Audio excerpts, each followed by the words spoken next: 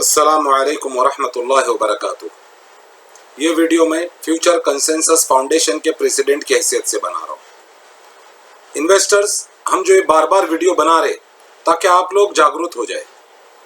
Nowhera Sheikh madam अभी कश्मीर के दौरे पर है, फिर वो अरुणाचल प्रदेश के दौरे पर जाने वाली है अपनी सियासत की खातिर। और आप लोगों को यहाँ पर एक बात समझनी होगी, ये ज़्यादातर उन जगहों पर फोकस कर रही है जहां से जिन स्टेट से इन्हें ज्यादा इन्वेस्टमेंट नहीं, इनके इन्वेस्टर्स नहीं है, क्योंकि इनके जो इन्वेस्टर्स है उनकी अक्सरियत महाराष्ट्र, तेलंगाना, आंध्रा, कर्नाटका।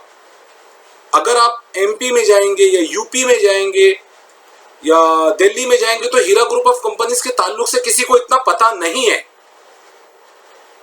कश्मीर में, कश्मीर हो गया, छत्तीसगढ़ हो गया, ये कुछ ऐसे स्टेट्स है, अरुणाचल प्रदेश, यहां पर इन्वेस्टर्स दाल में नमक बराबर है और यहां पर इनकी करतूतों को कोई जानता नहीं है। अभी आप नोहेरा शेख अपनी सियासत की खातिर आप इतने दौरे कर रहे हो तो जाहिर सी बात है लाखों लाखों रुपए के खर्चे हो रहे होंगे। यहां पर आपके कंपनी में जिन्होंने पैसा लगाया उनके पास आज उनकी इतनी बुरी परिस्थिति है कि उनके पास सहरी और इफ्तारी के लिए खजूर के वांदे हो चुके, उनके पास खजूर नहीं है, यह हालत है उनकी। आपने सूद से पाक इस्लामी तिजारत की बात करी, आज जिन लोगों ने आपकी बात को माना, आपकी बात पे लब्बैक कहा और हीरा ग्रुप ऑफ कंपनीज में इन्वेस्टमेंट करी, वो तबाह बर्बाद हो चुके, निस्तो नाबूद हो चुके। आज कोई आलिम दीन, कोई मौलाना, मुल्ले, जो जितने भी आपके साथ आपके स्टेज को शेयर किया करते थे, आपके स्टेज पे खड़े होकर आपकी तायीद किया करते थे, कोई आके बात करने को तैयार नहीं कि जो हो रहा है वो गलत हो रहा है। इन्वेस्टर्स, आप लोग एक बात समझो कि यहां से अगर पैसों की रिकवरी नहीं हुई तो मुसलमानों की तबाही और बर्बादी हो जाएगी, क्योंकि इस कंपनी में सिर्फ मुसलमानों का पैसा लगा हुआ है। हम मुसलमान वैसे ही पिछड़े हुए, ना नौकरियों में हमारा नंबर है, माशी तौर पर हम वैसे ही, हमारी हालत बुरी है और बची कुची कसर नोहेरा शेख ने पूरी कर दी। इनको 2 नोटिस हमने भिजाए, इसका हमें कोई जवाब नहीं आया। आज हमने इन्हें तीसरा नोटिस भी भेजा है और उसमें हमने ये उन्हें सवाल उनके सामने रखा है कि सऊदी, दुबई और कुवैत के इन्वेस्टर्स को जिन्होंने वहां की करेंसी में इन्वेस्टमेंट करी थी, अगर आप सच्चे हो तो आप हमारे नोटिस का जवाब दो कि वहां के इन्वेस्टर्स को आप पैसा देने में क्यों नाकाम हो गई। वहां पर कोई ट्रांजैक्शन के लिमिटेशंस नहीं थे, वहां पर कोई जीएसटी का इश्यू नहीं था, इसका कोई जवाब नहीं। जब हम आवाज उठाते तो हम पर यह तोहमत लगाई जाती कि हम एमआईएम के लिए काम कर रहे हैं। हमारा एमआईएम पार्टी से, असदुद्दीन ओवैसी से, किसी पार्टी से कोई ताल्लुक नहीं है। आप जवाबदेह हो। यहां 1000-2000 नहीं, लाखों जिंदगियों का सवाल है। लोग डिप्रेशन में जा चुके, लोगों की हालत बहुत खराब है मैडम। और अभी जो आपने दोबारा से नए जो इन्वेस्टमेंट का भी जो प्रोग्राम किया है, पुराने इन्वेस्टर्स जो नॉन कंप्लेनेंट्स है, जिन्होंने आप पर एतमाद किया, आप पर भरोसा किया, आपकी हर बात को माना, आप उसमें उनको काउंट नहीं कर रहे हो कि कोर्ट का ऑर्डर आने की, उनका कोर्ट से क्या ताल्लुक है? आप उनको क्यों कोर्ट के ऑर्डर के लिए रुकवा रहे हो? वो इन्वेस्टर्स आपके खिलाफ गए ना, उन्होंने एसएफआईओ में क्लेम किया, ना उन्होंने कहीं कोई कार्रवाई आप पर करी और आपकी हर बात पर उन्होंने भरोसा करा। इस हीरा ग्रुप ऑफ कंपनीज के मसले में बहुत कुछ गलत हुआ। जब नोहेरा शेख मैडम की गिरफ्तारी हुई तो बहुत सारी खालाएं, चाचियां, भाभियां, आपाएं आई सामने, आपा के साथ बहुत जुल्म हुआ है, ओवैसी ने ज्यादती करी है, ये हुआ है, वो हुआ है, ऐसा हुआ है, वैसा हुआ है, सब्र कीजिए, अल्लाह पे भरोसा कीजिए, आपा बाहर आते ही सबको क्लियर करेगी। मुझे भी आपा ने यही कहा था। आज कितने साल हो गए इन्हें बाहर आने को। जिसने, अगर कोई 10 लाख का इन्वेस्टर है, आज उसको अगर आप 10 लाख रुपए भी लौटाते हो तब भी वो खसारे में है, नुकसान में है। आपकी तायद में आपके दलालों ने, आपके एजेंट से पूरी एक एसोसिएशन बनाई पुणे में और हजारों इन्वेस्टर्स को गुमराह किया और आपके खिलाफ जाने नहीं दिया। पुणे एसोसिएशन ने कहा था जब तक एक एक इन्वेस्टर का पैसा नहीं मिल जाता है ये एसोसिएशन काम करती रहेगी, इंशाअल्लाह, माशाअल्लाह, सुभान अल्लाह, अल्लाह अल्लाह, यही कर करके सबको मेंबर बनो, एक प्लेटफॉर्म पे आओ।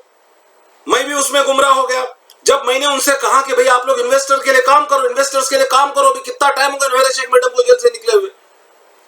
फिर जाके पता चला कि ये तो दलालों की, एजेंटों की एसोसिएशन थी। इनको तो इन्वेस्टर से कुछ लेना देना ही नहीं था। इन्होंने तो अपने आप को बचाने के लिए एसोसिएशन फॉर्म करी थी। अल्लाह की कसम, ये तो मुझे लगता है यहूद भी नहीं करते होंगे जो पुणे एसोसिएशन ने किया। आज यहां पर मुंब्रा, मीरा रोड, बॉम्बे के बाइकल्ला और कुछ जगहों पर यहां से इतनी कसीर तादाद में लोगों ने इन्वेस्टमेंट कराए। कई लोग अपने घर बार बेचकर बंबई से गांव में शिफ्ट हो गए। लोगों का माली निजाम तबाह हो बर्बाद हो गया। और अभी यहां से अगर पैसों की रिकवरी नहीं होगी तो न जाने कितनी तबाही और बर्बादी होगी।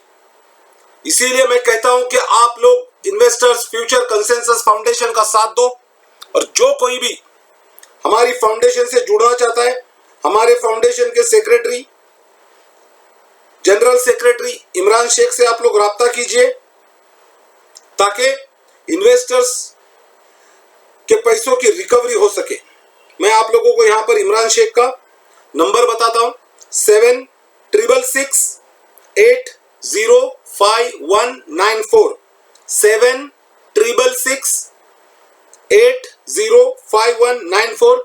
ये हमारे फाउंडेशन के जनरल सेक्रेटरी का नंबर है। इस पर आप लोग राब्ता कीजिए और हमारी एसोसिएशन से जुड़ जाइए। और मैं यहां पर एक बात और बताता हूं, हमारी एसोसिएशन की तरफ से कोई जबरदस्ती नहीं है। अगर आप लोग अपना पैसा निकालने का आपके पास कोई तरीका है और अगर आप लोग निकाल सकते हो तो आप लोग निकालो। ऐसा कुछ भी नहीं कि आपको हमारी फाउंडेशन पे भरोसा करना है या हमें मेंबर बनाने का शौक नहीं है। हमारा मकसद है जो कोई भी हमसे जुड़ेगा उसके पैसों के 100% रिकवरी करना। इस मसले को लेकर जैसे कि आज लाइफ कोच यूट्यूब चैनल के मौलाना मोहम्मद उसामा साहब ने कहा कि हम कोर्ट कचहरी के चक्कर में नहीं पड़ना चाहते। उसकी वजह यह है कि कई ऐसे मामला थे, कई ऐसे केसेस है जिसकी हमने स्टडी करी। आज 10-10, 12-12 साल, 15-15 साल हो गए, लोगों को उनका पैसा नहीं मिला। और नोहेरा शेख इस बात को अच्छी तरीके से जानती है कि ये कोर्ट कई साल और घसीट सकती है। एक कसीर तादाद में इन्वेस्टर्स अपना पैसा भूल चुके। बहुत सारे ऐसे इन्वेस्टर्स मुझे इसी मुंब्रा में मिले जो कह रहे सऊद भाई हम समझ रहे कि हमारा माल डूब गया, अब हम कुछ नहीं कर सकते। इन्वेस्टर्स ये गलती, ये बेवकूफी मत करो। नोहेरा शेख के पास देने के तमाम वसाइल, तमाम जराए मौजूद है। ये असल में चाहती क्या है, इसको पता है अगर मैं सब कुछ बेच बाच के इन्वेस्टर्स को दे दूंगी तो हजारों करोड़ रुपए से बांटने पड़ेंगे।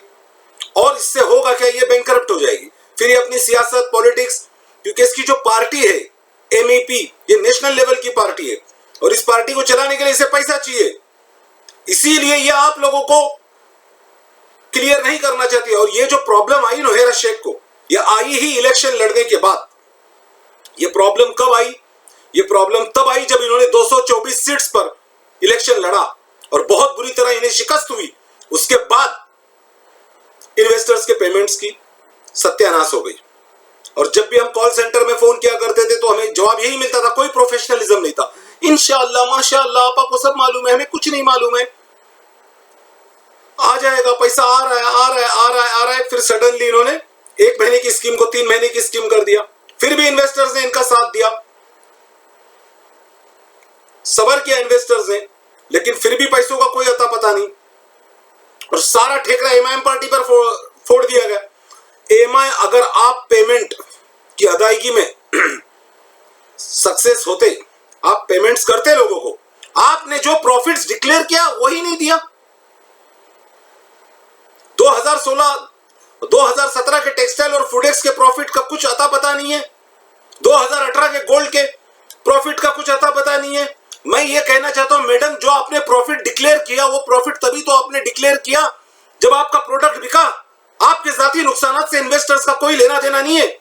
आपके जाती नुकसानात में इन्वेस्टर शरीक नहीं है, क्योंकि ये जो इन्वेस्टर्स है ये दरअसल में इन्वेस्टर्स या पार्टनर नहीं है, ये आपकी कंपनी में कस्टमर्स है और आपके जाती नुकसानात से इनका कोई लेना देना नहीं है। और इन्वेस्टर्स, आप लोग एक बात अच्छी तरीके से समझो कि इस मसले को हमें बहुत हाई लेवल पर उठाना पड़ेगा। सोशल मीडिया और तमाम जो बड़े बड़े जो प्लेटफॉर्म वहां पर ये मसला रखना पड़ेगा, ह्यूमन राइट्स की मदद लेनी पड़ेगी, तमाम बड़े बड़े ऑर्गेनाइजेशंस की इसमें मदद लेनी पड़ेगी, तमाम मेन स्ट्रीम मीडिया की, बैरून मुमालिक मीडिया की, अल जजीरा, बीबीसी उर्दू, बीबीसी हिंदी और जो बड़े बड़े यूट्यूब चैनल से उस पर इस मसले को हाईलाइट करना पड़ेगा कि यहां पर अगर यहां से पैसों की रिकवरी नहीं हुई तो कितनी बड़ी तबाही और कितनी बड़ी बर्बादी होगी। यहां पर अभी कश्मीर का दौरा पूरा करके ये अरुणाचल प्रदेश के लिए रवाना होने वाली है और ये न जाने कितने स्टेट्स के ये लोग दौरे कर रहे हैं और करते रहेंगे और इन्वेस्टर्स यहां पर तबाह बर्बाद हो गए। कई बेचारे बच्चे जिन्होंने तपती हुई धूप में 52-53 डिग्री कुवैत और सऊदी और दुबई में जिन्होंने मेहनत मुशक्कत करके एक एक पाई अपनी जोड़ी थी, वो सारा इनकी कंपनी में डाल दिया। आज वो उलमा कहां गए, आज वो मौलाना लोग कहां गए जो ये कहा करते थे कि हिंदुस्तान के मुसलमानों पर हुज्जत कायम हुई है, अब पैसा बैंक में रखना सही नहीं है, हीरा गोल्ड में डालो। आज कोई आके बात करने के लिए तैयार नहीं। मैं किसी आलिम दीन का नाम लेके उसको यहाँ पे ये नहीं करूंगा, लेकिन क्या इनकी जिम्मेदारी नहीं बनती है? मैं एक और सवाल करता हूं, क्या इस्लाम में औरत के लिए सियासत है? नोहेरा शेख अपने आप को आलिमा बोलती है। हमारी एसोसिएशन, हमारी फाउंडेशन नोहेरा शेख को ना डॉक्टर मानती है ना आलिमा मानती है, इनको बिजनेस वुमेन मानती है, इनकी कंपनी को पॉन्जी नहीं मानती है, इनकी कंपनी को जेन्युइन कंपनी मानती है, आलिमा नहीं मानते हम लोग, डॉक्टर नहीं मानते। तो मैं ये कहता हूं, क्या इस्लाम में, अगर ये अपने आप को आलिमा बोलती है तो इसलिए मैं कह रहा हूं, क्या इस्लाम में औरत की हुकूमत जायज है? क्या इस्लाम में औरत हाकिम बन सकती है? नहीं बन सकती है। आपका ताल्लुक किसी भी मसलक से हो, चाहे आप शाफी मसलक से हो, चाहे आप हनफी मसलक से हो, चाहे आप बरेलवी मसलक से हो, चाहे आप अहले हदीस हो, चाहे आप मालिकी हो, चाहे आप इमाम अहमद बिन हंबल की तकलीद करते हो, चाहे आप शिया हो, चाहे आप बोहरा हो, आपका ताल्लुक किसी भी मसलक, किसी भी जमात से हो, जाके अपने उलमाओं को पूछो कि क्या औरत की हुकूमत जायज है इस्लाम में? क्या औरत हाकिम बन सकती है? लेकिन हमें उससे कोई लेना देना नहीं है, क्योंकि हमारे देश के संविधान ने औरत को इजाजत दी है। वो बेशक अपनी पॉलिटिक्स करे, इससे एफसीएफ का, फ्यूचर कंसेंसस फाउंडेशन का कोई लेना देना नहीं है। लेकिन जो बेचारे लोग जिनकी जिंदगियां तबाह हो रही है, कितने बच्चियों की शादियां टूट गई, कितने बच्चों की शादियां टूट गई, कितने लोगों की तबाही हो गई, लोग डिप्रेशन में गए। अगर यहां से अभी भी पैसों की रिकवरी नहीं होगी तो न जाने कितने लोग तबाह और बर्बाद हो जाएंगे। जब भी पैसों की बात की जाती है तो कहा जाता है कि मामला कोर्ट में उन लोगों के लिए मामला है जिन्होंने एसएफआई में क्लेम किया, जो कोर्ट पे गए, जिन्होंने एफआईआर करी। नॉन कंप्लेनेंट्स का कोर्ट से क्या लेना देना है? और मैं आपको नोहेरा शेख एक बात बताऊं कि आप इस गलतफहमी में मत रहो कि हम सिर्फ यूट्यूब पे चिल्ला रहे, नहीं, हमारा काम बराबर जारी है। अल्लाह की कसम हमारा काम जारी है, हम खामोश नहीं बैठे हुए। हमारी फाउंडेशन उस वक्त तक लड़ेगी आपसे जब तक एक एक इन्वेस्टर का पैसा रिकवर नहीं होगा।